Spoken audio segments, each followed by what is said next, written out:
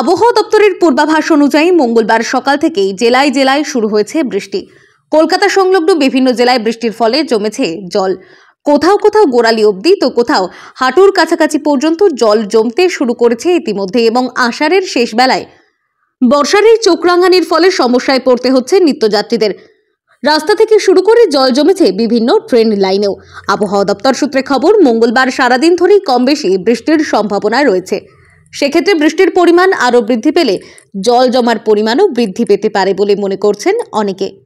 সূত্র মারফত খবর, কলকাতা ফিয়ার্স লেন, বিবি গাঙ্গুলি স্ট্রিট, সেন্ট্রাল এভিনিউ, নর্থপোর্ট থানা লাগোয়া সহ এলাকা বেশ কিছু জায়গা জলমগ্ন।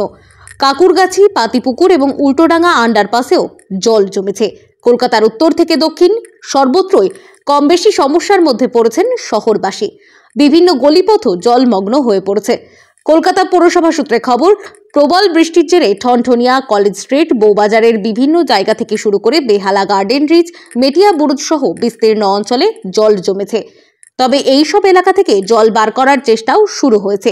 অনেকক্ষণ ধরে বৃষ্টি হওয়ায় জল নামতে দেরি হবে বলেই আশঙ্কা করা হচ্ছে। Bureau report, timeless depiction news.